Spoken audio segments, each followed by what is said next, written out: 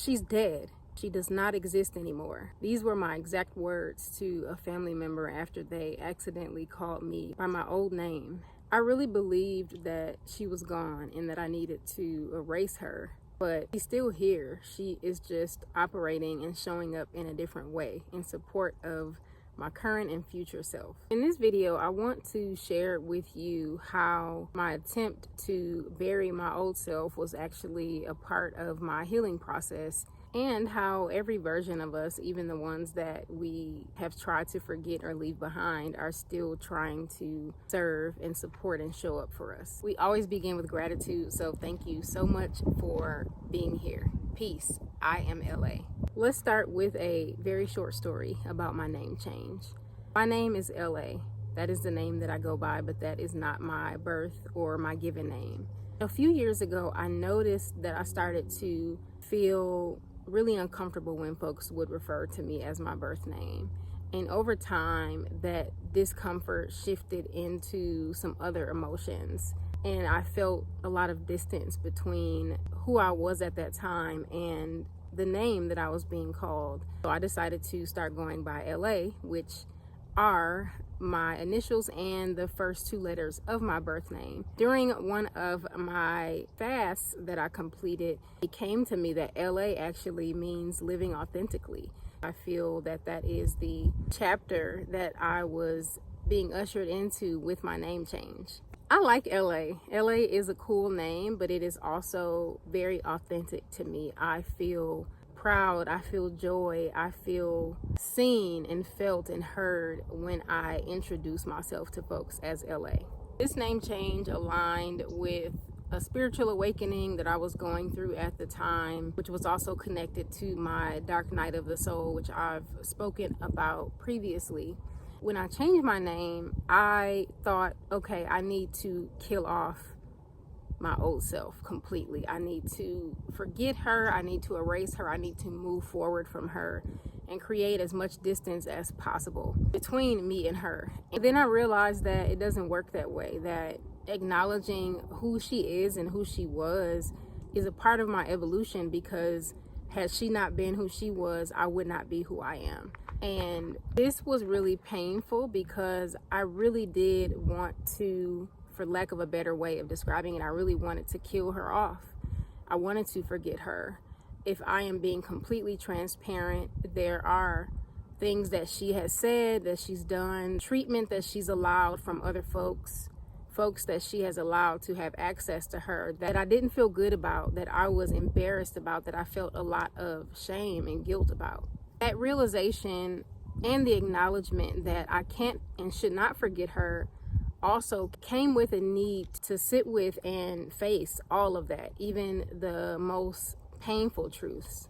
As a licensed therapist who has a lot of knowledge around identity development, I do know that trying to disown parts of yourself is a protective response and sometimes a trauma response. But when you become a new version of yourself, erasure is not required. It is about evolution and the healthy integration of your former selves. When I had my solo grief party, which I will be sharing a video about soon, I did an exercise, and I haven't come up with a name for it yet, but it did involve my honoring and sitting with each version of myself. And as I did that, I took a lot of time and intention to inquire about what each of those versions of me needed and what was the most challenging for them. And this was really supportive for me, because being able to identify that helps me to see them more clearly, but also when they show up now. For example, when my inner child is activated or triggered, I am able to more easily say, oh, that's little LA, or oh, that's teenage LA that's showing up. What is it that she needs right now? Or why is she showing up? What does she need me to understand or see about her? I've been noticing this theme of evolution and also acknowledging the existence of all of the different versions of ourselves in the media.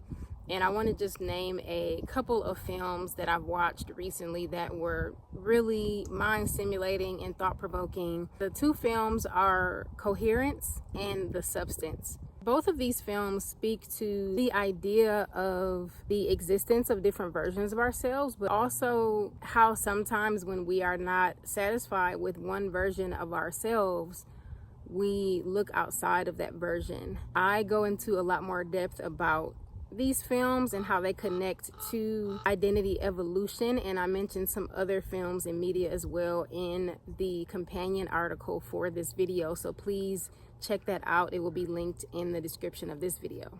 I used to think that ascending and becoming a new and different version of yourself meant to leave all of the selves that you've ever known behind. I now know that it is a much healthier practice to integrate these former versions of yourself so that you can fully see them and acknowledge the ways in which they have supported you and the ways that they can still support you today as you continue to ascend and evolve. If you would like to work with me one-on-one as it relates to identity development, becoming a new version of yourself, and the changes that can happen in who we are as we experience life transitions, I would love to hold some space for you. My books are open for coaching. You can find out more using the link in the description of this video.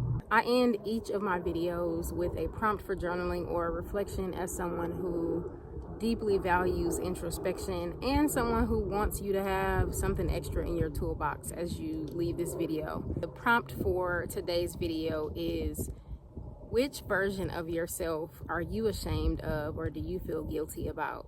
And what might that version of you be trying to teach or show you?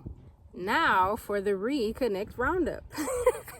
I haven't figured out a cool jingle, so y'all gonna have to work with that for now. Please check out my coaching services. I would love to hold some space for you during a coaching session. My books are open. I know that there is a lot happening and shifting in the world right now, so I would love to hold some space for you and to support you with what you are sitting with right now. You can find out more and submit an interest form using the link in the description box. Also, please check out my first ever recorded sound meditation called Clarity in Stillness. There is so much clarity that can come to us when we slow down and when we are able to embrace stillness. That is free and available to download on SoundCloud. The link for that is also in the description of this video.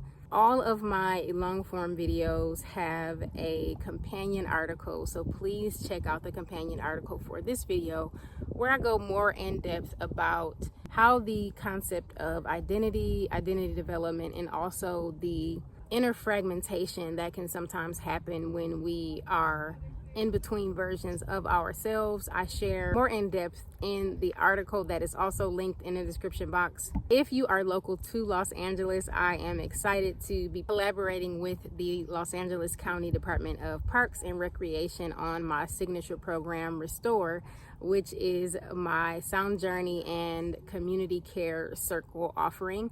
Our next session is happening Wednesday, November 12th at 6 p.m. at Ladera Park. The information and registration details are in the description. Lastly, for the first time ever on my channel, I posted every single day during the month of September for the Ease Experiment series, which was a daily series focused on creating a life of ease for myself, and I invited y'all into that journey. This series is jam-packed with so many tools, exercises, reflection questions, just a really rich series, so please check that out.